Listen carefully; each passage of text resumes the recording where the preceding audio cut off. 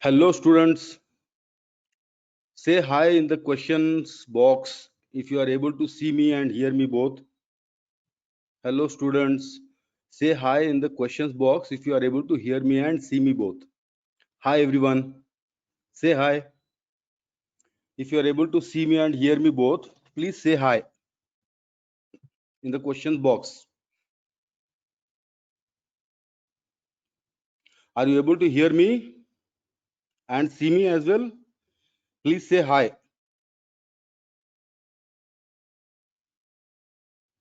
You have a questions box. Okay, say hi in the questions box if you are able to see me and hear me both. Hi Eva. Eva, hi. Eva, can you see me and hear me both, Eva? Say yes if you can see me and hear me both. Okay, so Eva says yes, which means you guys can see me and hear me both. So, tell me if you want me to start now, or shall we wait for a couple of minutes? I'm sure many more guys will join. So, shall we start? Say yes if you want me to start. Even others, please say hi. Otherwise, I'll assume that you are not able to hear me or see me. Other gentlemen and ladies who have joined the session, please say hi. Okay, if you are able to see me and hear me, say hi. Only Eva has said hi, yes, so far. Others?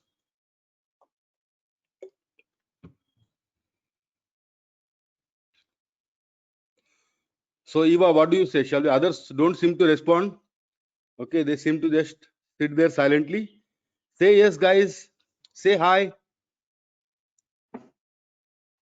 I see many more guys than Eva. So please say hi and, yes, if you are able to see me and hear me both. I'm sure Eva can see me and hear me both, but I'm not sure about others.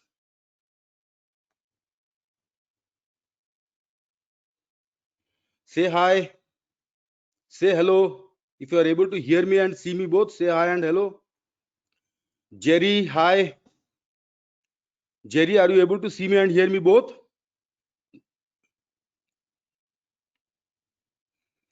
Jerry, Vishal, are you able to see me and hear me both? Those who are joining just now, please say hi. Say hi. Say yes if you are able to hear me and see me both.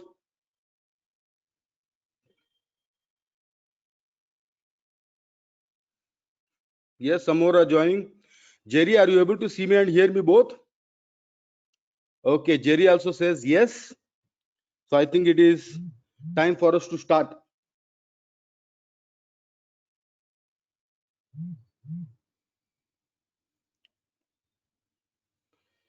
So, those who have joined just now, please say hi. Say yes, sir, if you are able to see me and hear me both. Eva and Jerry, is my voice clear? Pranav, Pingali, are you able to see me and hear me both? Good. He says yes.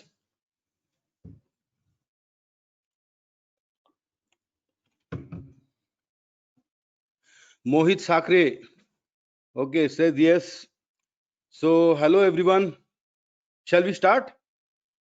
Say start if you want me to start. Say start if you want me to start. Okay, so Mohit Sakre says yes, sir, please start. So here we go, guys. Okay, once again, good evening, everyone. Hello, hi there. Okay, so this is the webinar on how to prepare for the English language, that is paper 2 of SSC CGL tier 2. Okay, this is specifically for paper 2, that is English language of SSC CGL tier 2. Okay, yeah, Jerry, good evening, start. Okay, so yes, everybody say start. So here we go. Okay, so first things first. Okay, let me tell you that the objective of the session is to give you practical tips. Okay, give you practical tips. I'm not going to beat around the bush. I'm not going to talk in the air. I'll give you practical, okay, realistic tips. Okay, tips that will help you get good score. Okay, now you may say, what is good score? What is a good score according to you? Okay, as you know, there is SSC paper 2 is for 200 marks. What do you think is a good score? Put it in the question box. What's a good score? If you keep on interacting, then I'll know that you are listening to me. What is a good score? Obviously 200 is a good score, right? Okay, so I'll give you tips that will help you, okay, get the maximum possible score. Okay, now I would say maximum possible score obviously is 200, but very few people actually get 200 out of 200, you know that. Okay, just a couple of students in the entire country. Okay, usually teachers, faculty members who take classes. Okay, I would say a very good score is anything about above 180. Okay, 180 plus is always a good score. Okay, even 160 plus, you know, is a reasonably, you know, nice score. Okay, while 180 is definitely excellent score. Okay, 200 is unique, 190 plus is extraordinary, 160 plus, you know, should be reasonably achievable, okay, to anybody who works hard. Okay, so I'll give you tips that will get you at least 160. Okay, even 180 if you really work on my tips. Okay, you could also reach 200 if you really take everything seriously. Okay, so that is our target. The target is to talk about practical tips. Okay, so obviously first things first. Okay, we have you know, different areas with different weightage in the test. You already know that. Okay, the preliminaries, I'll just, you know, get done with this. There are 200 questions, 200 marks. Okay, and negative marking is there, that is 0.25 marks. Okay, will be deducted from your score if you get any question wrong. Okay, and the duration is for 2 hours. And the level, although the official level of SSC CGL is 10 plus 2, okay, some questions are of a higher level. Okay, almost matching graduation level, because it's a highly competitive test. I hope you are all able to hear me and see me, guys. I still, okay, don't see any interaction happening on the questions front. Post any questions or doubts as we go. If not immediately, I'll answer them later. Okay, trust me, I'll answer every question of yours. If not immediately, later. Okay, now can you please post in the question box what this 0.25 negative marking and the duration of 2 hours actually tells us about SSC CGL exam? Okay, these two put together should tell every SSC, okay, CGL tier 2 aspirant some very important fact of the test. And what is that? Can you post it in the question box? Guys, gentlemen, ladies, Jerry, Mohit, Pranav. Yes, guys, what does this tell us? The fact that there is a negative marking of 0.25 and the duration is of 2 hours and the number of questions is 200. If you put these together, what do you understand? Which, you know, basic fact about SSC comes to mind? Anyone? No answers there? Yes, guys, what is the idea that we infer from this? I hope you know the meaning of inference. What is inference? Okay, Mohit Sakre says the English is important. Of course, it's important, but a special inference. Mohit Sakre says according to SSC. No. What's an inference, guys? Inference is an idea that we deduct, that we understand based on the given information. A conclusion we draw based on the given information is called inference. So what inference do you get from these statistics? 200 questions, 0.25 negative marking, duration of 2 hours. What do you understand? One important critical fact of SSC CGL tier 2 is something that you understand. What is that? Okay, so Sakre said according to SSC, reading between the lines. Yes, that is true. Reading between the lines is inference. I agree. Pranav says question for accurate answer and time management. Brilliant. That is exactly what I was looking for, my dear friends. Okay, Pranav has answered that. Okay, SSC CGLE English tier 2 paper 2 is a test of speed and accuracy. My dear friends, it's a test of speed and accuracy both. If you are very fast but not accurate in your answers, it's not good. If you are very slow but exceptionally accurate in your answer, again bad. Okay, your score will still be low. You have to be fast. For example, you see, in 2 hours you have to try to finish 200 questions. Okay, which means in 1 hour, that is 60 minutes, 100 questions, which means you will be actually giving, okay, less than 1 minute, okay, less than even 30 seconds for some questions. Some questions leave even 5 seconds per question. Okay, that is how great your time management is supposed to be. So it's a matter of speed and accuracy. Now many people go with the assumption that it's a knowledge test, okay, it's a skills test, etc. I'm not denying the fact that skills and knowledge are involved, but more important than those, or additionally extra important than those, are speed and accuracy, which means you should be crazily practicing a lot. Okay, crazily, mocks, practice, practice, practice, sectional. If this is your basic fund of preparation, then you will win the battle of SSC CGL tier 2, especially the English section. You may be exceptionally good insofar as knowledge is concerned and skills are concerned, but if you're not speedy, if you're not accurate, then it's as good as lost battle.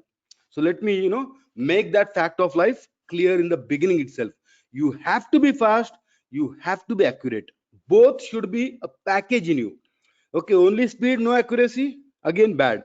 Okay, only accuracy and no speed, again bad. You have to have both speed and accuracy. So remember this.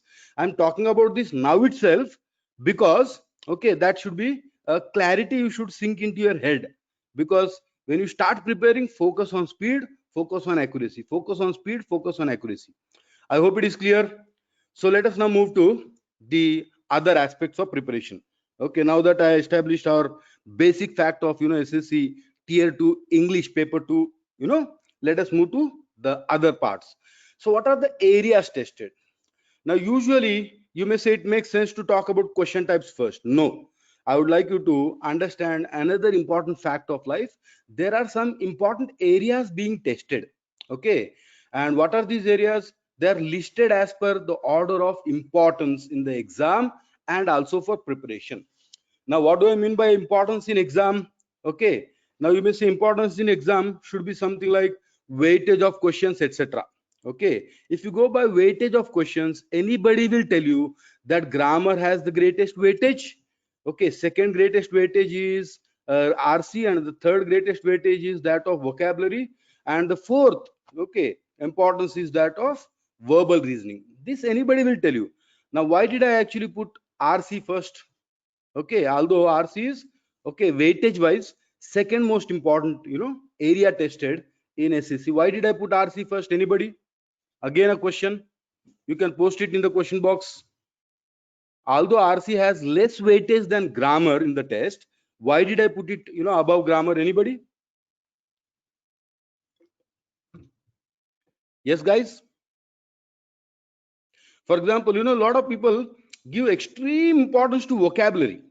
It's like 90% of their preparation for English is vocab. They keep on learning words. A lot of time is spent for that.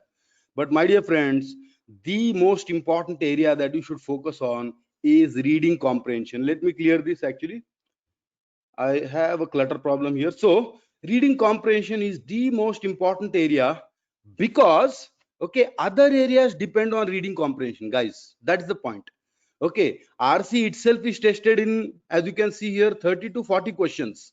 Okay, but RC is the most important area because if you prepare well for RC, your grammar also develops, your vocabulary also develops, your verbal reasoning also develops. Okay, that's why I have put RC on the top. So RC is the most important area.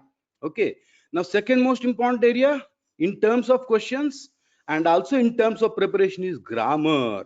You should give obviously more time to grammar than vocabulary, which is something that many students forget. They give more time to vocabulary than grammar. Okay, it's like in a day they focus on learning more words, okay, than practicing more grammar or learning more about grammar. So remember, okay, so first is read more than anything else. Okay, second, focus on grammar. Okay, third, go to vocabulary. Let us say, yes, as Pranav says, okay, reading comprehension is superset. I'm sure Pranav is good at maths, so superset is something that you all understand, right? Okay, so reading comprehension is the superset, guys. It is a foundational skill. It is the foundational skill. You cannot be, good at reading comprehension and bad at vocab or grammar.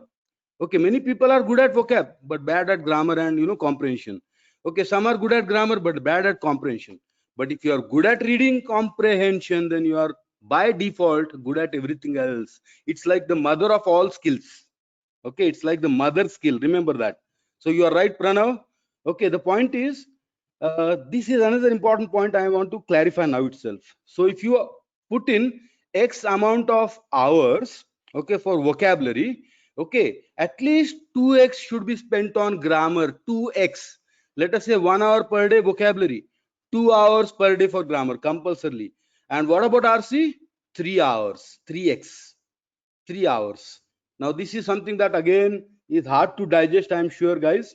Okay, because many usually do the reverse. Okay, they spend 2 to 3 hours on vocabulary, maybe 1 hour, etc., on grammar, and sorry, yeah, grammar, and then if possible they'll indulge in reading. Wrong, wrong, wrong. If you really want to get 180 plus, 180 plus, okay, now you have to obviously have greater accuracy than 90%. I hope you know that. What accuracy should you have for 180 plus, guys? Anybody? Maths guys, I am not maths faculty, I am a verbal faculty. To get 180 plus out of 200, what is the accuracy that you should have? Is it 90% or more than 90%? Yes, Pranav, do you have the answer? To get 180 plus in SSC CGLE paper 2, tier 2, paper 2, English, okay, to get 180 plus, what should be your accuracy? 90% plus or more than 90% plus? Yes, 90%. Let's see. Okay, if you get 90% accuracy out of 200, okay, you will get 180 correct. That's true. But what about negative marking? If 20 remaining 20 questions are wrong, it means you will lose 0.5, sorry, 5 marks, which actually means you will get 175 marks. Mohit Sakre, if 90% accuracy is there, you will just get 175 marks, which means you require more than 90% accuracy to get, okay, 180 plus. And for that to happen, my point is spend X hours, okay, on vocabulary, 2x hours on grammar, and 3x hours on reading comprehension. Now, this is something that I would like to make clear here itself. Now comes the third fact of life. Okay, many students know that these three areas are already tested in SSC English section. Everybody, you talk to anybody in the industry, they'll say vocab, grammar, RC, vocab, grammar, RC. But there is a third deadly thing, the score killer. This is the score killer area. This is verbal reasoning. Can anyone tell me what's verbal reasoning and how is it connected to language? Yes, intelligent people. Pranav, Mohit, Jerry is not speaking at all. What is verbal reasoning and how is it connected to English language? In which question types is verbal reasoning tested? Anybody? Yes, Pranav, more than 90%. I agree. Brilliant. So tell me this answer. What is verbal reasoning and why and how is it being tested in the English language section? Anyone can answer this. There are a lot of people who are silently, watching. You have to interact, my dear friends. This is an interactive session. Otherwise, I'll not know, whether I'm making sense or not.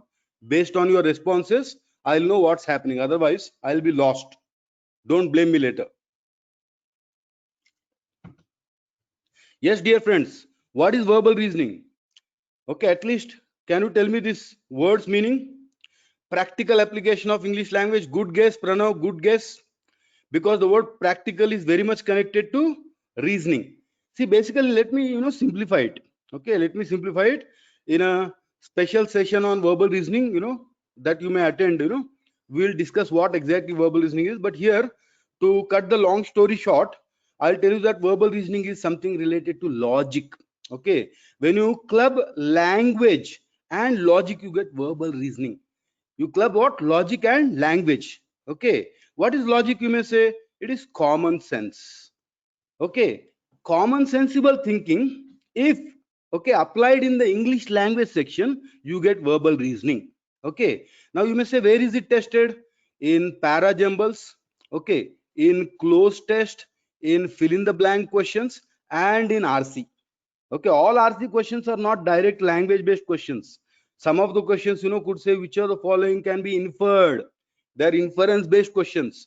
Close test is a reasoning intensive test. Many people think it's a reading comprehension test. No, there's a reasoning. There's a lot of logical thinking involved. Even in fill in the blanks, there's a lot of logic involved. Parajumble is a direct indication of logical reasoning test or verbal reasoning test. If you are good at common sense, logical thinking, then only you can deal with parajumbles properly. Then only you can deal with close test or fill in the blanks and some of the questions in RC. So I told you two things. One, okay, there is an extra area being tested. Two, four questions prove that. These four questions actually involve, okay, apart from vocab, apart from grammar, apart from, reading comprehension, they involve a lot of logical thinking. Now, this is why many students, although they work very, very hard, get a low score. Extremely hardworking student who expects 180 plus ends up getting just 150 plus. Why is that? Because she did not focus on the development of logical thinking. Okay, good at language, good at vocab, good at grammar, but bad at logic. So remember, guys, third fact of SSC CGLE English paper 2 is verbal reasoning is also tested. You have to focus on developing that as well. Okay, now that we are clear about that, let us move to the next part of our discussion. Okay, this is something that is common knowledge, so let's not waste much time on this. Okay, this is the division of, okay, different question types. RC, generally 30 questions, you may also get 40. Okay, 6 to 8 passages are possible. Then close test, we already discussed 25 questions. Okay, horrible, extreme importance. Para formation or para jumble, I talked about just now, 20 questions. Okay, 4 to 5 sets are given. Okay, then fill in the blanks is already known. Okay, now when I say fill in the blank, I'm talking about one sentence, one blank fill in the blank question. Whereas close test, okay, is a paragraph with blanks. Para with blanks is close test. Fill in the blank is sentence with blank. Then synonym antonym 6, one word substitutes, idioms of and phrases, another common area, spellings, error identification, okay, underline part of sentence, error correction, okay, 20, 20, and direct and indirect speech 25, and active voice, passive voice 20 questions. So this is a general, picture in a nutshell. This is common knowledge, so I don't want to spend much time, as I wanted you to know more about the areas than about the question types, which I'm sure you already know about. So let us move to the next level of our discussion, which is, okay, we'll discuss each question type. Okay, we'll discuss each question type, okay, and its importance and how to prepare for it. So I'm going to, be a little bit, slow and steady now. I'll take up one question at a time and discuss, okay, in as great a detail as possible. Although, because it's a fast track webinar, okay, wherever necessary, please take pictures of the slides, because we may look like we are moving faster. Okay, although I'll try my best to be slow. So here we go. We'll look at what each question type, its importance, and how to prepare for it. And obviously, my favorite area, RC takes precedence over the others. So RC, the first and the most important, a compulsory question type. And this is not just a question type, it's a question area. Okay, it's an important skill, and I already called it what? The mother skill being tested, the skill of all skills. Okay, so when it comes to this, as you already saw, the weightage is 30 questions, 6 passages, and some simple facts. Okay, it's tougher than tier 1 RC. Tier 1 RC is like smooth, cakewalk for many, but tier 2 RC is really tough. Okay, the questions are a little bit tricky. Those who are careless readers, they can't get the answers. Okay, and it's obviously more time consuming than even tier 1 RC. Okay, that's one fact. And the second is the passages are, okay, on a variety of subjects like economy, business, political issues, etc. Okay, and the question types, as you can see, are fact based, vocab based. There could be a direct questions and inference based questions as well. Yes. Okay, so Pranav is right, it's a super skill set. Okay, guys, so this is the general picture of RC. Okay, 30 questions, 6 passages, tougher than tier 1 RC. Okay, various areas are covered, usually boring areas. Do not expect a short story. Sorry, do not expect a short story, okay, or some paragraph from some local newspaper as your RC passage in tier 2 English, guys. Do not expect that kind of silly stuff. Slightly higher level stuff than tier 1 RC. Okay, I'm sure you have already seen tier 1 RC. So kindly remember, it will be slightly more difficult, okay, more complicated, a little bit more dense. Even the questions, usually inference based questions may not be seen in tier 1, but in tier 2 you might see inference based questions as well. Okay, so this is a general picture. Now the bigger question, how do we prepare? What is the main problem? Okay, the main problem is it is time consuming. Okay, it's a time consuming test. Okay, which means what are we supposed to do? Okay, can you avoid it? Yes, guys. Many students decide already by default, let's avoid RC. Okay, they go with the mindset that RC I'll not touch. Okay, this is how many students go. Can we actually do that? If you are aiming for 180 plus, you cannot avoid, obviously. It goes without saying, you cannot avoid this. Okay, but then it's time consuming. Okay, you cannot also do it very fast. Like you cannot read like how Robo reads or Rajnikant reads and immediately start answering questions. So what is the solution for this? Anybody? Where and how do you get extra time for RC? Yes, guys. Can you put the answer there in the question box? How do we get extra time? Okay, because you see, as per our time calculation, 200 questions in 120 minutes. Okay, obviously, okay, if you actually divide, what is that you get? I'm sorry, I'm bad at maths. Okay, obviously less, about 30 seconds per question, right? But RC says that for a five question passage, okay, for a passage with 5 questions, many students may want more than 3 minutes, maybe more than 4 minutes sometimes. So the question is, where do you get this extra time from? Anyone? Please put it on in the question box. Where do you get this question time from? Yes, guys, some answer please. Yeah, Mohit Sakre says we can read the questions and then approach the passage for those keywords from the question. Now while that method is good, okay, Mohit, okay, you will have to do that for every question, right? Okay, yes, Divya, that question I'll answer later. How to practice to improve RC, we'll come to that. I'm talking about general preparation. Okay, I'll answer that question, Divya, not a problem. Divya Jadon, I'll answer that question shortly. My point is, where do you get this extra time for RC? Okay, one Mohit Sakre said we can look at the questions and go quickly to the passage and look for keywords and answer. Okay, now the time taken for 5 questions, okay, would it not be the same time that you would actually give, okay, if you read the passage clearly and completely and start answering very fast? Okay, that may work for some, that may not work for some. Okay, so what is the better way? Pranav says time to all the sections and components of English language. Okay, giving equal priority and equal time. No. Pranav, if you start giving equal time and equal a priority to each section or each question type, you will be in big soap. Okay, big soup, because vocab obviously takes relatively much less time than RC, right? Okay, now listen to me carefully. This answer I am giving, okay, where do you get extra time for RC? One, this is something that I'm going to emphasize a lot. Okay, what is that? Okay, focus on speed of reading. Okay, after all, they'll give you short passages, not like lengthy deadly passage. Okay, my strategy would be to develop so much speed, okay, that I read relatively faster than others. Okay, like 200, even 250 words per minute. If I do this, okay, that passage will be about 100, 150 words. I can read a passage in 1 minute. If you are able to read a passage in 1 minute and understand it, my dear friends, your task is done. Your task would be done, because 1 minute for the passage, okay, maximum 1 to 1.5 minutes for the questions. This should be my strategy. Okay, worst case scenario, 1.5 minutes for the passage, 1.5 minutes for the questions, 3 minutes in all answered. Okay, so average time taken for all the questions 30 seconds.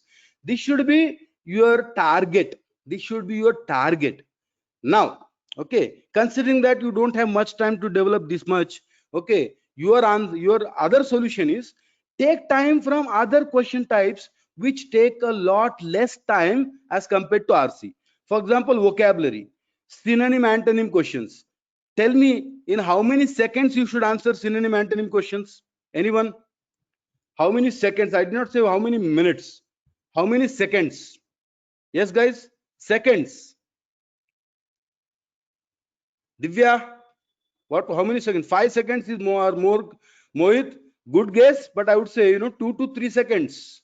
Any vocab question, my dear friends, any vocab question. Okay, one word substitute, synonym antonym question, or even the phrases and even idiom questions.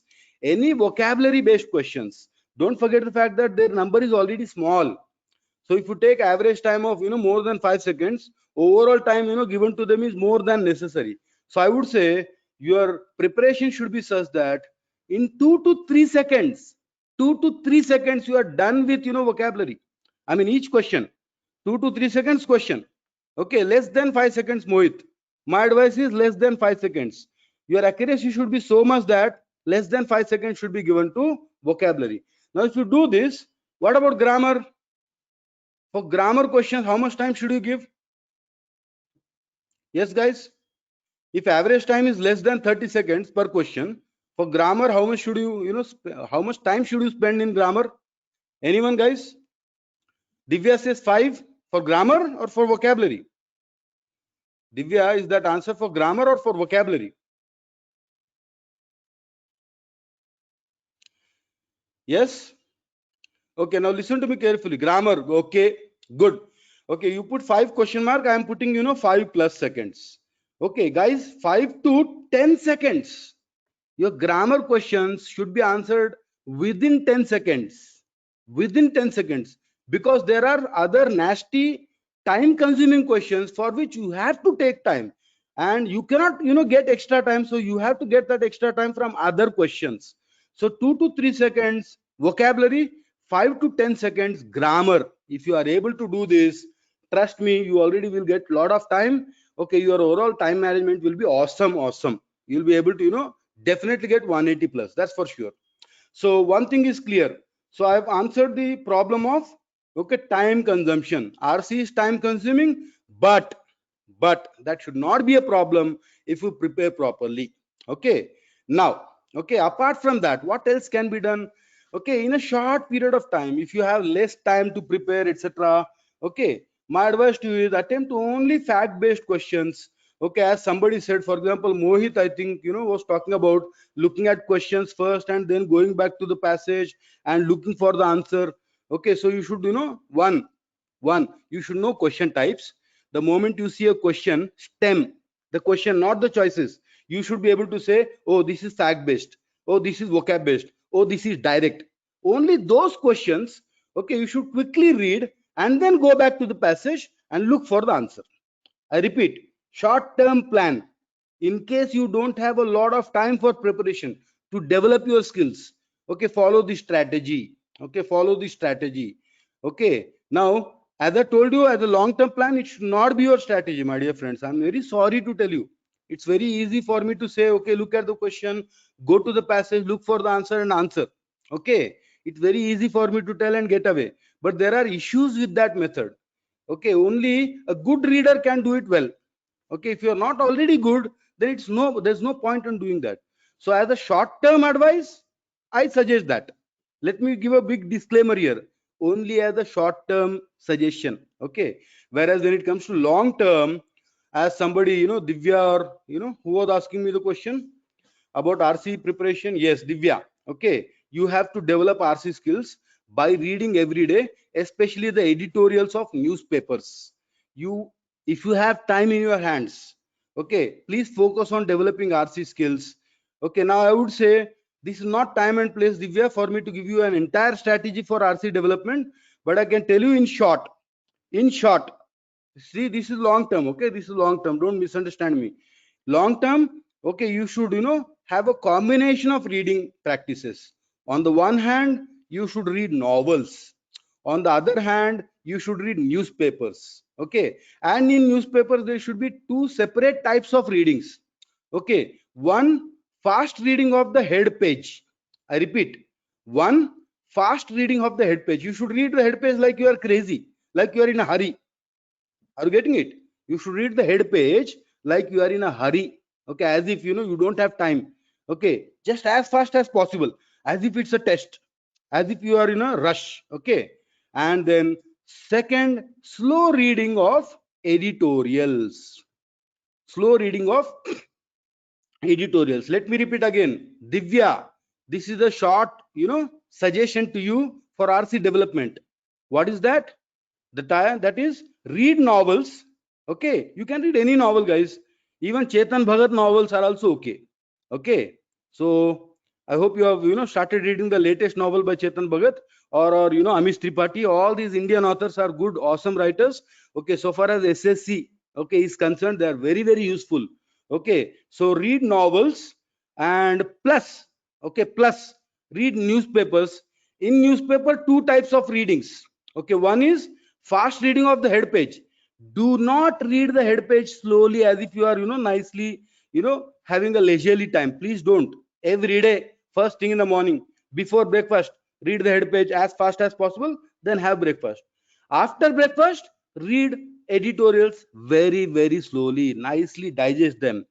Okay, so one, novels, two, head page, three, editorials in a slightly different way. This is pleasure reading, guys. This is fast reading, this is slow reading. If you do these three types of readings every day, okay, I already hinted that you have to spend 2 to 3 hours for reading. Already stated that. Okay, if you do this, your RC will automatically develop. In 2 months, you will be a different personality. Your thinking will change. In fact, you may even start thinking in English language.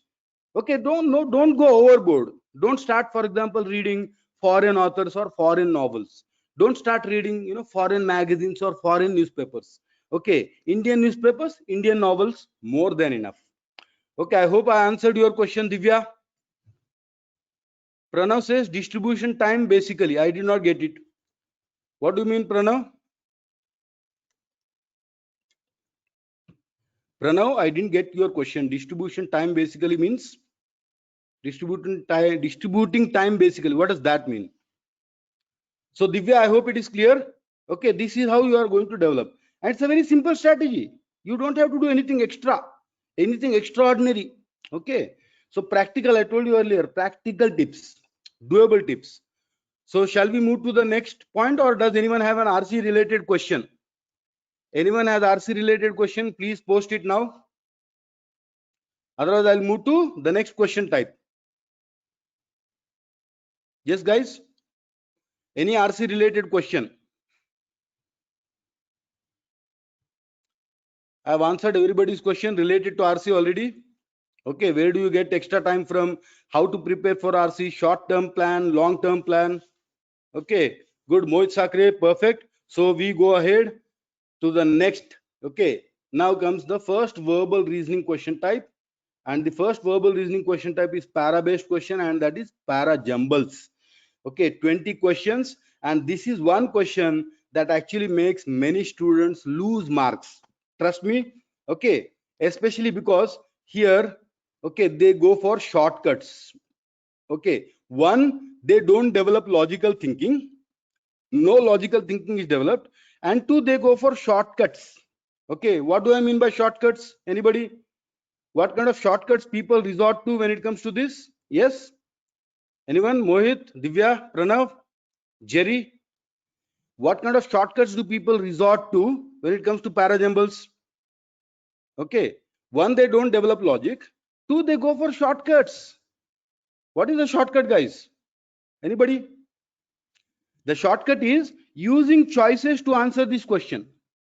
Okay, many students do that. The moment they see this question type, they go to the choices. They go to the choices and they do some reverse engineering. Yes, yes, exactly, Mohit Sakre. That is the shortcut, but it is wrong cut. Okay, wrong cut or bad cut. please don't resort to that shortcut. Let me be clear about it.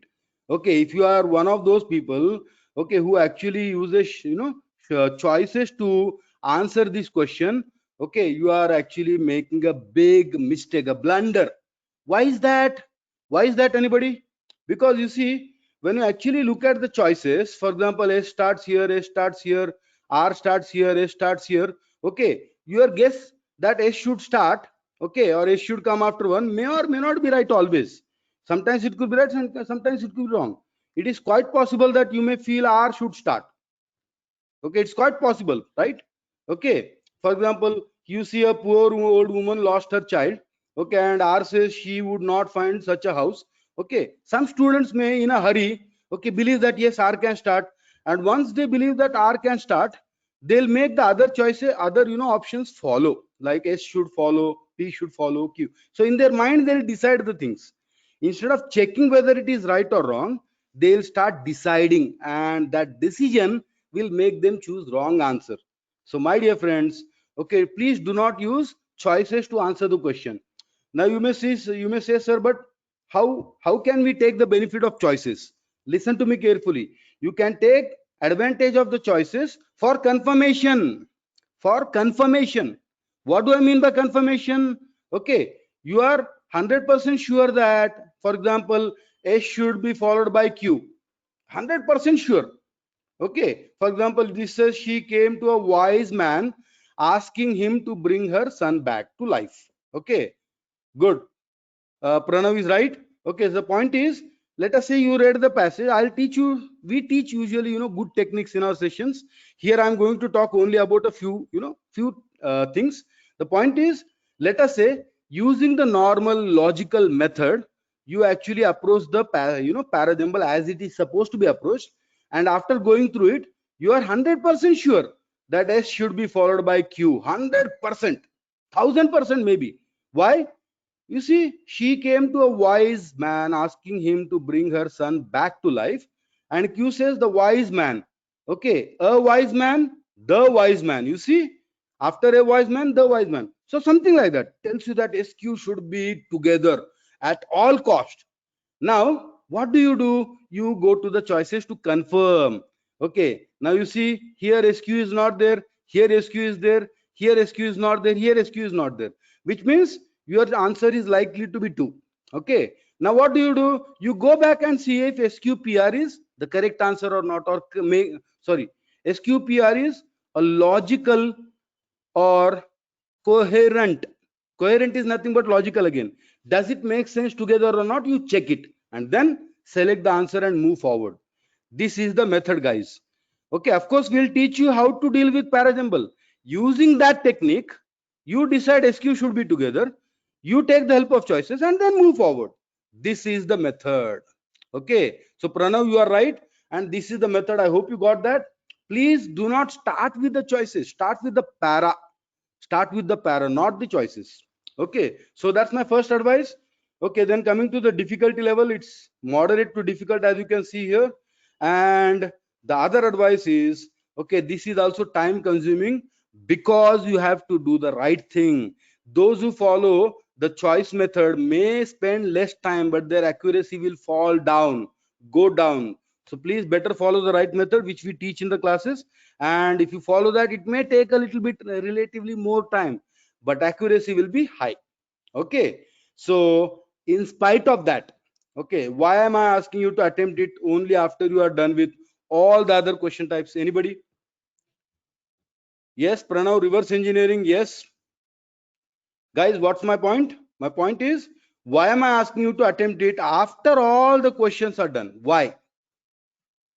Because in the verbal reasoning area, this is the most difficult question of all.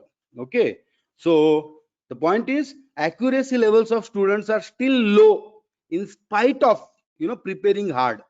Okay, let me be clear again. When it comes to parajumbles, the comparative accuracy levels are very low.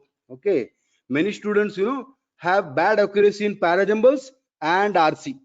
Okay, and the other worse accuracy is close test and fill in the blanks. This is the order of bad accuracy. Parajumbles, okay, bad performance. RC, next bad performance. close test next to next bad performance. Okay, so the point I'm trying to say is PJs are the worst in accuracy. This is what my experience tells. This is what students' performance tells me. So please attempt it only after all the questions are done in the exam. Prepare well. Okay, you should always prepare for the worst and hope for the best, but you should also be practical in your approach. Okay, so spend whatever time is left in the end on parajumbles. Don't ever indulge in parajumbles in the middle or in the beginning. Fatal error. Okay, I repeat, it would be a fatal error. It will actually impact your entire performance in the test. I hope you got that. So the thing that I was talking about is, what do we teach in our sessions? We teach you the best method for parajumble, something that we call the connectives method. Okay, what are connectives, you may ask? This is not time and place for me to teach you stuff, but still quick things. We teach things like nouns are followed by pronouns. For example, Ram should come before he, Simran should come before she, such things. We also talk about full names coming before short names. We also talk about things like long forms should come before short forms. Okay, definite article the comes after. Okay, indefinite article a or an before a noun. We teach such practical things which enable students to get 100% concrete links, 100% sure links, which they can use and take the help of choices. That's the point. Okay, so we move to the, I hope it is clear. Now we go to the next verbal reasoning test. Okay, the next verbal reasoning test is para-based test, again close test. Okay, again I don't want to waste your time by telling you why it is called close. Okay, just understand one thing, it is called close because okay, there's a lot of logical thinking involved. Okay, because there is a lot of common sense stuff involved. It's a highly psychologically intensive test. Okay, so this is the next verbal reasoning question type, guys, and the weightage is quite high. Okay, 25 questions, 4 to 5 passages will be given, difficulty moderate to difficult, and as you can see here, skills required are vocabulary plus ability to comprehend paragraphs, theme, central idea, etc. The reasoning intensive part. Now, what is the benefit of this question? As compared to parajumble, okay, I would say this is still beneficial. As I said, the worst accuracy in parajumble, the least worst accuracy among those three is close test. Okay, why? Because okay, close test involves vocabulary, close test involves reading comprehension, and it is beneficial because one close test will have 5 to 10 questions, which means the average time per question comes down. Okay, many students fear close test, the big paragraph with blanks, they try to avoid it. Don't avoid it. Okay, don't avoid it, because if you develop the mastery of dealing with close test, at one go you will be dealing with 5 questions. Let's say you take 2 minutes to deal with one close test. Okay, but the point is you have dealt with 5, sometimes even 6 blank questions are given. Okay, so technically it is beneficial.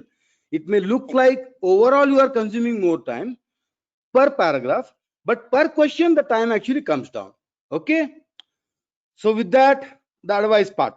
Okay, now what is the advice? Okay, now let me ask you one question.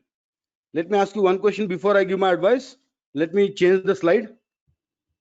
Let me clean this part. Okay, one question to you guys. Okay, when you are actually dealing with close test, you know that there's a paragraph, okay, with 7 or 8 lines. Some of these sentences have blanks for which you have to find suitable words from among the given choices. Okay, question. My question is, should we read sentence by sentence and start answering blank by blank, or should we read the entire para and then start answering? Anybody?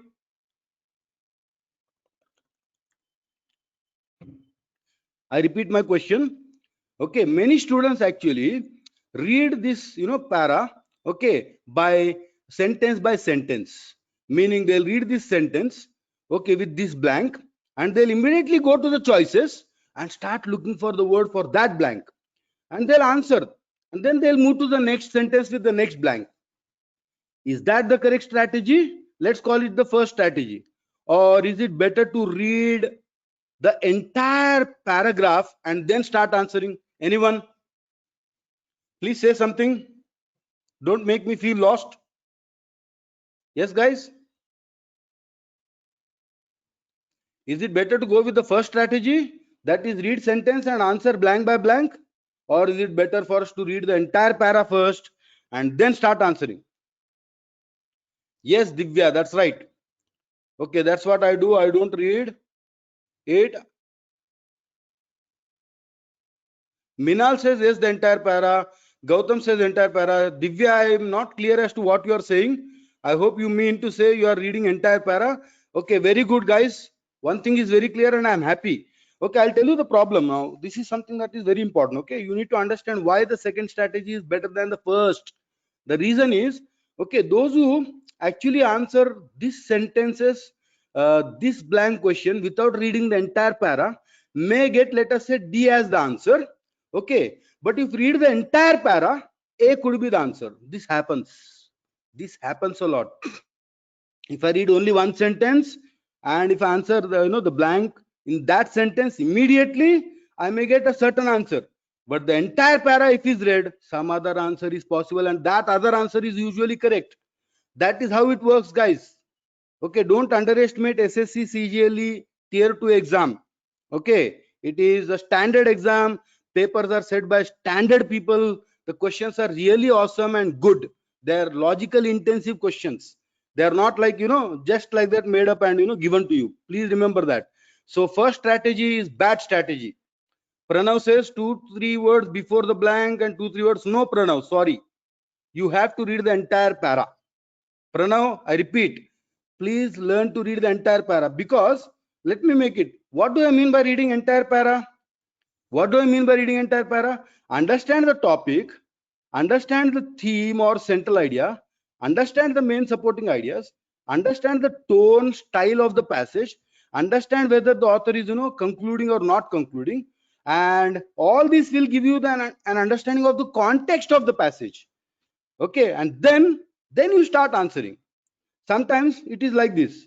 Let me make simple, for example. Okay, for instance, the answer to the first blank in the first sentence could be understood from the last sentence. I hope that makes clear. Pranav, I hope that should that makes it clear. The answer to the first blank sometimes can be answered only if you understand the last sentence. It happens. Okay, my entire paras meaning changes once I understand the last sentence. So please, Pranav, you have to read the whole para. Yes, reading the whole para is a good idea. I hope that is clear. So let us move to the other part. Okay, which is what I was trying to say. Read the entire para and understand the theme, central idea, blah, blah, blah. Okay, and then start answering or selecting suitable words. Don't forget this. And let us now move to the next question type, vocab based synonym and antonym question. Okay, I already made it clear. Okay, if you spend X amount of time in vocabulary, don't forget more time should be spent on grammar, not less time. Now don't think it in reverse. Some students think it ulta. They say I should spend less time on vocab questions. Sorry, I should spend less time in preparing for vocab questions than for grammar questions. I didn't say that. I didn't say that. I meant if you spend X hours on vocabulary, then spend 2X hours on grammar, which means your decision for vocabulary should be separate. Okay, you should for sure decide, okay, let me spend 1 hour, for example, on vocabulary. Then your time for grammar should be 2 hours for sure. That's the point. Okay. So it's not like, you should give relatively less time by default. Okay. Anyway, then what is the benefit of these synonym antonym questions? Okay, if you are good at vocab, this can be answered very fast. I already told you 2 to 3 seconds, saving time for other questions. Okay, now you can also avoid negative marking, because it's like, as they say in Hindi, doodh ka doodh, pani ka pani kind of stuff. You understand whether you understand or not. You know whether you are right or wrong. Okay, it's not like you guess. No guessing. You see, attempt all questions. Okay, this is my advice. Attempt all questions. Okay, but only those that you are 100% sure about. No guessing. Guessing in grammar and vocabulary is fatal. Guessing in grammar and vocabulary is fatal. Don't guess. If you are sure, then go ahead and answer, because you see negative marking is there. If guessing were possible, okay, then negative marking should not have been there. So don't guess. Okay, so that's my advice for vocabulary. sorry, synonym antonym questions. What about one word substitute, guys? 10 questions. Okay, moderate to difficult question types. Again, like vocabulary, easier to prepare because many lists are available. You can also consciously avoid negative marking because you can be very sure. Again, my advice is the same: attempt all questions, but only okay those that you are 100% sure about. Same is the case with idioms and phrases. Okay, similarly, 10 questions, similar difficulty level, again easier to prepare. Again, you can consciously avoid negative marking. Again, you should attempt only those you are 100% sure about. Okay, I'm just clubbing them together. Okay, and when it comes to fill in the blanks, a little bit of reasoning is involved. Okay, I'll talk about that, in our sessions, what kind of logic is involved here. I don't want to complicate matters here. Okay, but again, relatively easier than closed test. So 5 questions, vocab and grammar, mixed together in these questions, moderate to difficult. Okay, depends on your understanding of the sentence correctly and completely, but still easier. So I don't want to scare you about fill in the blank questions as I scared you about, closed test. Okay, here to attempt all, but that you are 100% sure about. Okay, so see, this is an important point: attempt all, look at all questions, but mark answer only for those you are 100% sure about. I hope that point is clear now. Okay, let's talk about the last vocab based question: spellings. Okay, spellings, which again is easy, 4 questions only, usually moderate to difficult. Usually common misspellings are given, and then same. Okay, benefit of this question is focus on most common spelling. This is easy to prepare, my point.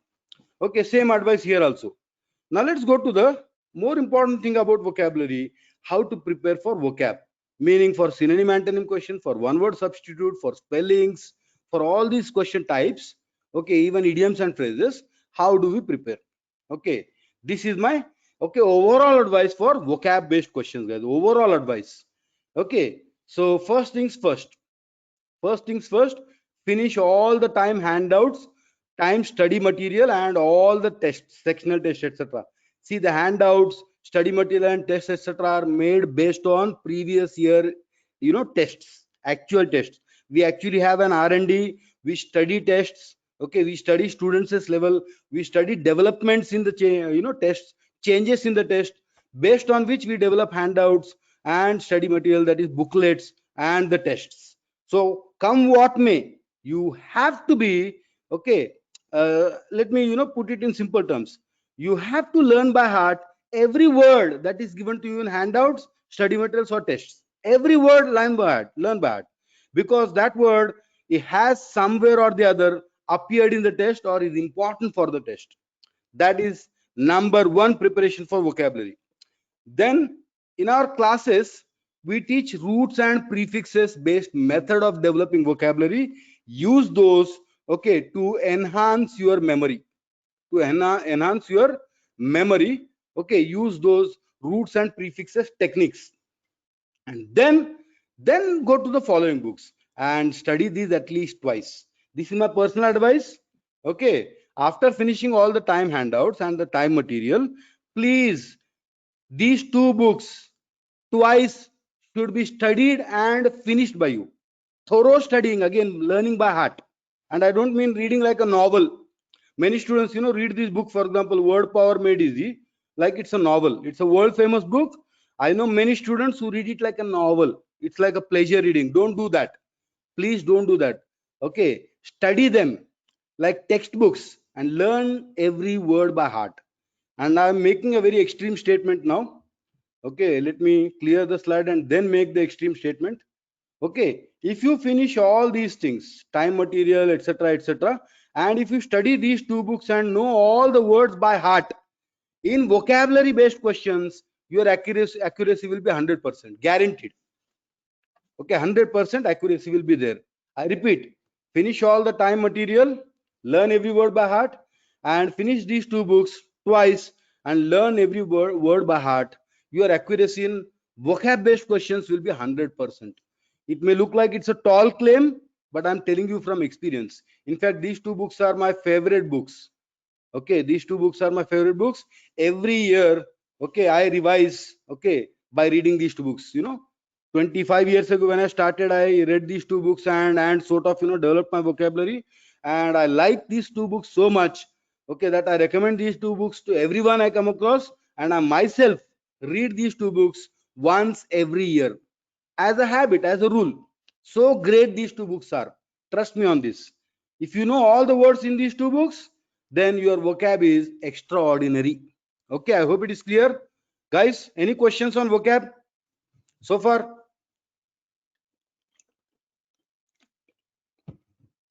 Yes, dear friends, any questions on vocab related stuff? Mohit says no, sir. Others? Shall we move on to the next type? Okay. So here we go to the next question type. Now comes grammar. My God, grammar.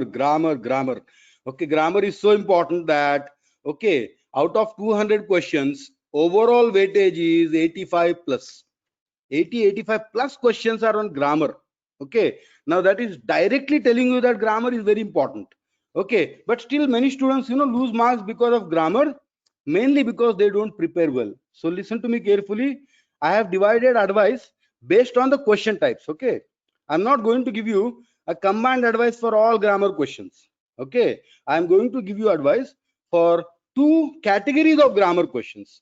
Okay, to the first category belongs this question type called error identification. In this, okay, your knowledge of grammar errors is tested. They'll give you a sentence and ask you if it has error in a part. Simple question type, but it includes all the grammar. It includes all the rules of grammar. Okay, so knowledge of common rules of grammar, very, very important, which is very vast. Okay, unfortunately, okay, many people underestimate the size of English grammar, okay, which is often divided into 7 8 topics, etc. But no, okay, because it's not about the concepts everybody knows, right? Okay, the stuff that is lacking in many students is where are these concepts applicable and where are these concepts not applicable. That is where the real stuff lies. Okay, which is why grammar is as vast as vocabulary. I'm sorry to say this, grammar is as vast as vocabulary in terms of preparation. Okay, in terms of volume, many students say let me learn a few concepts and I'm done. Okay, in fact many teachers talk about 100 rules, okay, or 150 rules or 200 rules or 50 rules. Okay, do this, learn these 50 rules and your grammar is done. No, I'm sorry. Okay, the problem with grammar is it's not the knowledge of concept that matters, that everybody has, the problem is where does the concept apply, where does the concept not apply. Okay, that is where the trouble lies, which is why I consider grammar to be very vast. I hope it is clear. Okay, so my advice for error identification is, okay, knowledge of all common rules and application should be there, and again you should attempt all the questions but answer only those that you are 100% sure about, and be more cautious here than elsewhere. More cautious. Okay, what do I mean by that? You may say, okay, in RC for example, you can do some elimination, selection, etc. Okay, even in vocabulary, based on some knowledge of some root, let us say you can take a guess, but in grammar guessing does not work. So be more cautious, be deadly cautious. Okay, grammar is complicated, more complicated than you think. So remember this stuff. And the same advice goes to, okay, goes for erroneous or underlined phrase replacement. Okay, error correction. Okay, here they are testing your error identification, easier stuff. Okay, here they are also testing your a little bit advanced knowledge. Can you actually identify the correct version? I know there is error in the part. Okay, is this correct or is this correct? They are testing your advanced knowledge here. Same number of questions almost. You see 20 here, 20 here. Again the same thing, a little bit extra knowledge is being tested. Same advice, same advice. Okay, now comes my important distinction. Okay, you see my advice for grammar in general comes here, but you may say, sir, what about active voice, passive voice? What about direct, indirect speech? That is where my advice is slightly different, guys. The advice for grammar preparation related to direct, indirect speech, active voice, passive voice is different from general grammar advice. Okay, you should prepare for these other areas of grammar in general, and your preparation for active voice, passive voice and direct, indirect should be separate. and this is a little bit tricky. Okay, let us say you spend, okay, let us say you spend overall, okay, overall x hours to prepare for grammar in general, x hours to prepare for grammar in general, let us say x days, let us you spend x days to prepare for grammar in general. My advice, okay, this is my personal advice, you should spend almost the same number of days for active voice, passive voice, and direct indirect. I'm not joking. Okay, firstly, because you see, for all grammar 20 plus 20 40 questions are there, and only for active voice, passive voice, and direct indirect speech 20 plus 25 45 questions are there. Now don't you see the problem there? They are more interested obviously in your ability with direct indirect speech and active voice, passive voice than general grammar. At least that's what the weightage tells us. So which means your preparation should be separate, okay, clearly demarcated. Okay, so that's my point. Anyway, coming to point, what is the general preparation for grammar? This is what my advice is. Okay, most common errors, okay, should be understood. Most common errors, of course you should know every concept, etc., but start with most common errors. Okay, if you type, for example, what are the most common errors in English language on Google, you will get a list of, okay, lot of common errors. Know those. Okay, if you know those, you can easily move to higher level concepts. If you don't even know common errors, you cannot go to higher level concepts. Now comes the other second, deadly piece of advice. Know also the most common Indian errors. Most common errors in Indian English. Now you may say, what is Indian English? The English that most Indians speak in India, which has a lot of errors, okay, which we do not know to be erroneous. Many Indians speak a certain type of English in which lot of errors are there, but we don't know that they are erroneous. We don't know that they are errors. So you should know them as well, because if you do not know them, like most others, you will also think that they are all right. For example, what's your good name is a common sentence in India, but it is wrong, it is substandard, it's erroneous. Okay, so learn more about that later. Now, third advice. First is know most common errors, then go to higher level stuff. Know most common errors of Indian English. If you type it on Google, you will know this again. Not a big deal. Then move to higher level stuff. And then comes this third advice, all types of and examples of nouns. Now this is the key. All types everybody knows. Okay, abstract nouns, proper nouns, common nouns, everybody knows. But examples should be known. For every type, you should know 200 examples by heart. If you see in a sentence an abstract noun, the moment you see it, you should say this is abstract noun. The moment you see a noun, you should say this is material noun, that is common noun, this is proper noun. So great your knowledge should be. I said knowledge, you see, knowledge. Okay, which noun should be used in what manner, that is concept. That is concept. But examples of those type of nouns, knowledge. Many students know how abstract nouns should be used. For example, they know that they are uncountable, for example, but in a sentence, if I give an abstract noun, they don't recognize it. Okay, they don't recognize it. For example, if I say imagination in a sentence, very few students would understand that that is an abstract noun. You see the point? So that is my point. So examples are very important, guys.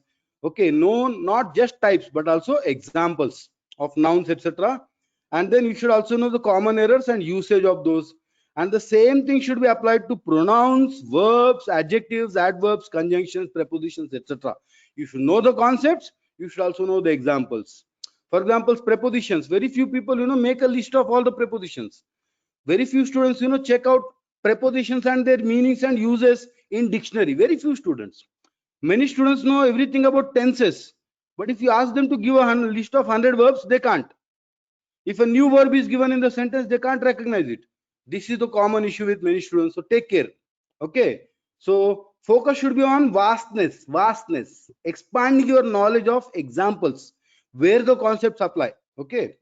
Then comes fifth, special focus should be on agreement issues. This is one of the most common errors and a compulsorily tested, question type in grammar. And then uses of articles, etc. is already known. So this is how you should prepare for grammar. Okay. Now somebody said accent. What do you mean, Prano? What do you mean by accent?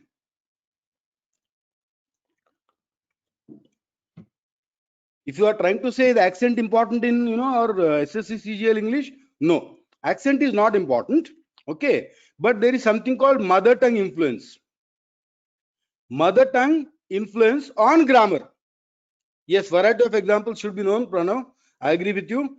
Now, mother tongue influence on grammar is dangerous. For example, in North India, they say, "Aapka shubh naam kya hai?" Okay. And in English, therefore, we say, "What's your good name?" Wrong, substandard, not correct. Similarly, in most of our Indian languages, we say, for example, you know, "Barish gir rahi hai." Okay, in Hindi, when it rains, that's what we say in Hindi, right? In Telugu, we say Vana Padutundi. In Marathi, they say Paus Padte. In Tamil, they say Malay Pere. You take any Indian language, you know, the translation would be rain is falling. Okay, the translation would be what? I repeat, rain is falling. But this sentence is ungrammatical in English. It's not accepted. It's substandard. So this is what I mean by grammar. Okay, from Indian English perspective. So take care. Okay, Indian English problem is very serious. Yes, Pranav, I agree with you. So we move to the other two deadly question types in grammar. One is, okay, yes, for example, English teacher instead of teacher of English. No, actually, so far as I know, Mohit, both are correct. What's wrong with English teacher? Mohit, what's wrong with English teacher? Perfectly all right. English teacher, teacher of English, both are correct. Okay, in fact, English teacher is more standard than, you know, teacher of English. Okay, so Mohit, that's an interesting point. So let me discuss these two deadly areas, guys. Okay, teacher belongs to England. What do you mean by that? Oh, you mean English teacher is a teacher from England. Okay, okay. Now that's ambiguity. Okay, that's not incorrectness. That is called ambiguity. Okay, that's ambiguity. I'm not saying it's incorrect. All I'm saying, both are possible, Mohit. Both are possible. English teacher can be teacher of English language and teacher from England. Okay, it depends on context. Such a thing is called ambiguity. Not incorrect, ambiguous. Okay, so I hope it is clear. So now let me talk about this deadly, okay, two question types: active voice, passive voice, and direct indirect speech. What about these? Why are they important? 20 questions only on one topic. What makes it more important? What else can make it more important? And if you actually look at active voice, passive voice, it is all about tenses, right? Yes or no? Yes, guys. Okay, active voice, passive voice is all about tenses. If you know tenses, okay, if you study all the possible structures of active voice, passive voice, okay, it should be like this. The moment somebody says Rama killed Ravana, in your mind, what should flash? Ravana was killed by Rama. The moment somebody says, okay, Ram is, you know, making a PPT, in your mind, what should flash? A PPT is being made by Ram. If this happens, you know, with active voice, passive voice, after some days, guys, 20 marks are yours. 20 marks are yours. And it can happen. I already told you. You give 10 hours for grammar preparation in general, give 10 hours separately for active voice, passive voice, and direct indirect speech. And I mean it. It may look like an exaggeration, okay, but marks, okay, weightage is on my side. I think I'm making sense there. So first things first, equal amount of time for preparing for active voice, passive voice, and direct indirect speech. The point is the different structures are complicated. Okay, they need thorough preparation, they need thorough practice. Okay, they need, you know, instant answering. So instant answering will also save you time. It will also save you time. That's the point. Okay, so what is the problem with this question type? Knowledge of all 10 structures important, which means it takes time and understanding. Benefit of this question type: many questions are asked, easier than error identification, because in error identification all areas are tested. In active voice, passive voice, only one area is being tested. So that's why this, I would say, is definitely easier, more important than other areas. Okay, so again, prepare well so that you can get 100% accuracy, but still attempt all but answer only those that you are 100% sure about. My advice is prepare such that you are 100% sure about every question in active voice, passive voice. For example, if you give me any active sentence, I'll give a passive voice. You give me any passive sentence, I'll give active voice. That kind of, you know, thoroughness should be there. Speed should be there. Okay. Yes, subject predicate positioning should be fast. Yes, Pranav, you are right. Once again, you are right, Pranav. Same with direct indirect speech, guys. The only problem is direct indirect speech is more complicated than active voice, passive voice. A little bit more complicated. However, direct indirect speech gets you 25 marks. Okay, as against just 20 here. So 20, 25.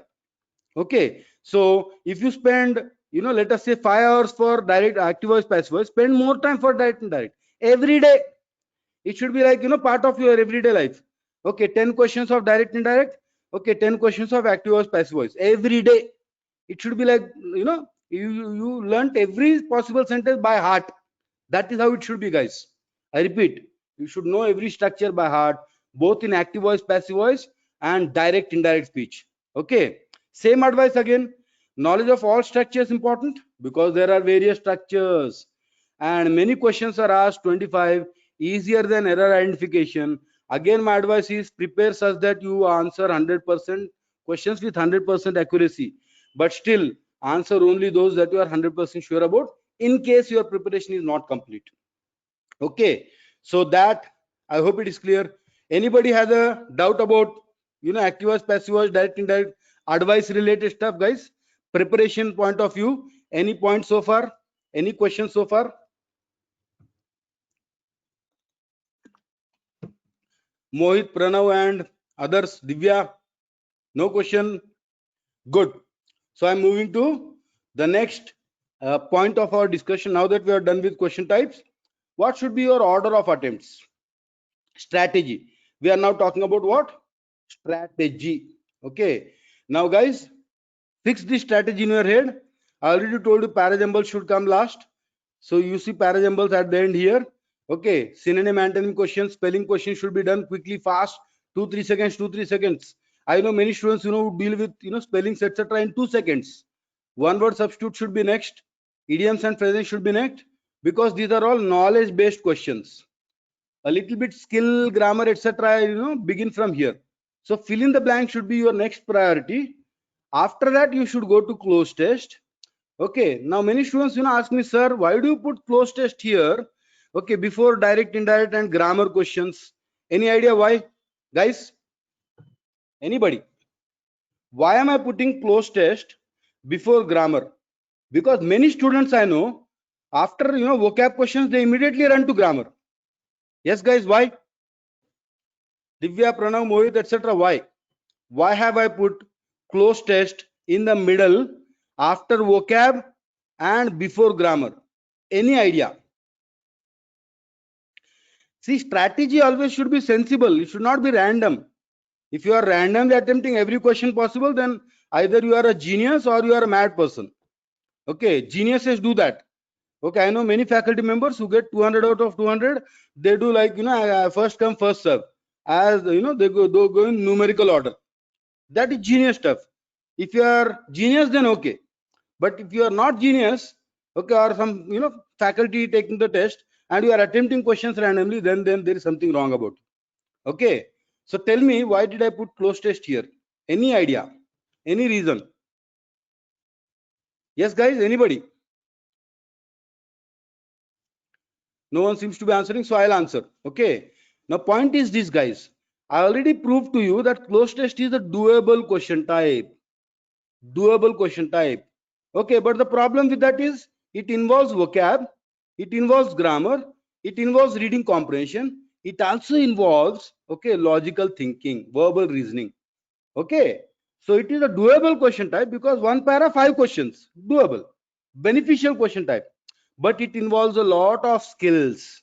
Okay, now supposing, okay, supposing you deal with it in the end you are in a hurry. Because you are in a hurry, you might try to do it faster than necessary. You might ignore a grammar point, you might overlook a vocab point or an RC point or a logical point, and you may make more errors. However, if you do it after the vocab, when you still are cool and not rushing, you are likely to increase your accuracy in cloze test. That's the point. So my point is, if you attempt cloze test after vocabulary, your accuracy in cloze test will go up. If you attempt cloze test in the end, okay, your accuracy in cloze test may go down. Okay, I hope it is clear. Therefore, closed test should be attempted. It is, see, the same goes with RC, but RCs are not as doable as closed test. Closed test is definitely more beneficial to you than RCs. Therefore, closed test comes here. I hope it is clear. And then you go to direct indirect speech and active voice, passive voice. Obviously, right? I told you these two are deadly important question types, and your preparation is so great that you are going to answer each question like in 2 to 3 seconds, maybe 4 seconds. Okay, so you see 45 questions in a jiffy, and then you can happily, conveniently, okay, spend your time on error spotting and phrase replacement. And the same goes with RC, and if time permits, then parajumbles. This is my strategy, guys. Okay, so Pranav writes close test is the end of the first 4 and the starting of the last 5. What do you mean by that, Pranav? End of the first 4 and starting of the last 5. What does that mean? Pranav, please elaborate. Close test, that's a puzzling sentence actually, and interesting one also. Close test is the end of the first 4 and the starting of the last 5. You made a profound statement. Looks like you are a philosopher in the making. Your name Pingali also suggests that, philosophically bent person, freedom fighter and thinking and high level personality there. So whatever you mean, I didn't get that, but I hope you understood the point. Okay, close test should come in the middle. Don't start with close test, okay, but don't end with close test. Okay, so with that we move to the general advice, the final touches. Okay, now this is general preparation, guys. Okay, two greatly ignored parts of preparation of students are sectionals are not attempted or completed, and previous year papers are not taken at all. This is the deadly fatal error that many students indulge in. Okay, previous year papers are so important, extremely important. Why? Because many questions are repeated. I'm not joking. They're not exactly as they are repeated. Okay, they are given in a slightly changed format. So previous year papers are very, very important, and your sectional test. Okay, mocks are of course important, but mocks are for overall strategy. But for English related strategy, you should deal with sectional tests, and not just general English sectional test, but also topic wise sectional test should be taken, guys. These two are really important. Don't ignore. And I already told you that reading is very important. Okay, so Pranav has said something, sir, the strategic positioning of the close test. Okay, yes, that's what I got it now. Okay, that's exactly what I mean. Brilliant. Okay, so reading is very important, guys. I repeat, you should do 3 types of readings: novel, pleasure reading, okay, newspaper, fast reading of head page, and slow reading of editorials. You do a combo of these 3 things, okay, you will be an awesome, okay, English language test taker. I am not kidding. Novel has to be read. And somebody may ask, sir, how many pages per day? Okay, minimum 10 pages. You have to take time and do it fast. It's for pleasure anyway. Okay, so read 10 pages of novel, read head page of 2 newspapers fast, and read editorials of 2 newspapers slowly and nicely. Okay, happily. Then editorials, I already told you this. Then develop a general logical skills, very important, guys. Have a WH question mentality. Okay, your best friend should be WH words. Why is he saying that? What is he saying? On what basis is he saying? How is he saying that? How can he be right? Whether you are reading newspapers or talking to someone, or watching a movie or reading even a novel, always have a questioning mentality. This will develop your logical thinking. Don't do anything other than that. You don't have to go to a logical reasoning session, or separate classes for logical reasoning should not be done. Okay, this is more than enough. General attitude is enough. And speed is important, obviously. Strategy I already told you. And most important of all, be very positive. Okay, be always positive. You should prepare for the worst, okay, but hope for the best. Okay, hope always for the best. Okay, that is always important. Chemicals also help, as you know. So that's my session, guys. Any questions? You can now ask a couple of questions that are nagging you. I'll answer those and then we'll say good night. Yes, dear friends, any questions? Questions, please. Answers will be given by me.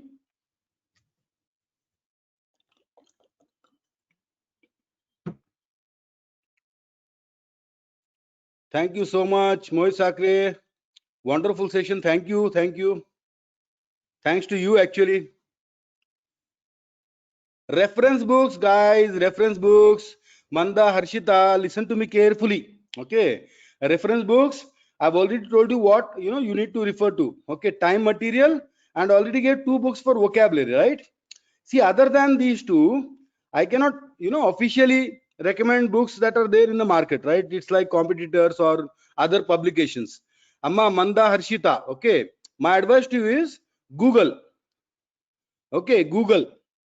Okay, and another good source is YouTube. You will get a lot of reference books, okay, that are like commonly available for SSC. Okay, Google and YouTube will help you. I am sorry, Harshita, I cannot officially recommend other books. Okay, Manda, Harshita, please don't feel bad. Okay, or else you can do one thing alternatively. Okay, I can send you a mail about certain good reference books of general publishers, not our competitors. I cannot recommend competitors books. I'm sorry about that, but I can give you some general other books.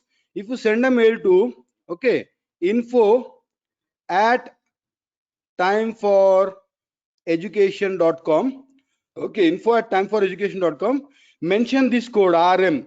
Okay, say RM sir. Say RM sir. Okay, and send this to info@timeforeducation.com. I'll send you some reference books. Okay, I'll send you reference book names. Okay, so that would help. info@timeforeducation.com. Okay, don't forget to mention this RM sir code. Okay, Divya says I'm preparing for tier 1 and 2 at the same time, putting more emphasis on tier 2. Any advice? You have to put more emphasis on tier 2. As somebody already said, okay, it's all superset, subset stuff. Those who prepare for superset are also indirectly preparing for subset. Don't forget, in tier 1, negative marking is higher than in tier 2. Okay, Divya, which means it is always sensible to prepare for tier 2. Okay, even when it comes to tier 1, which means you will be safe.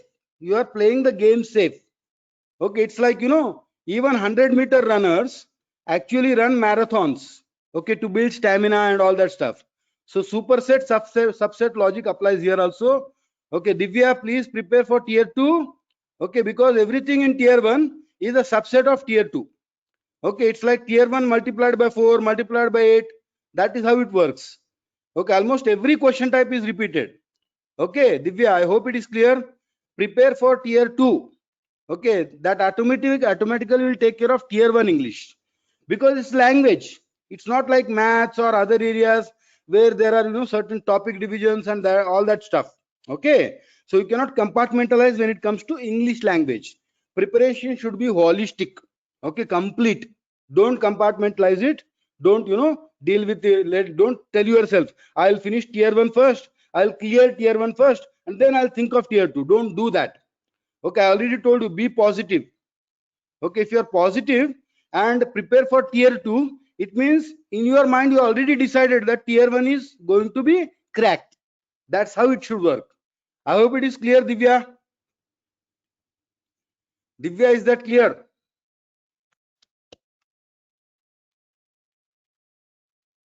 Okay, so anything else, guys? Shall we say good night then? If there is no other question, say thank you and good night. If there is no question left, say thank you and good night.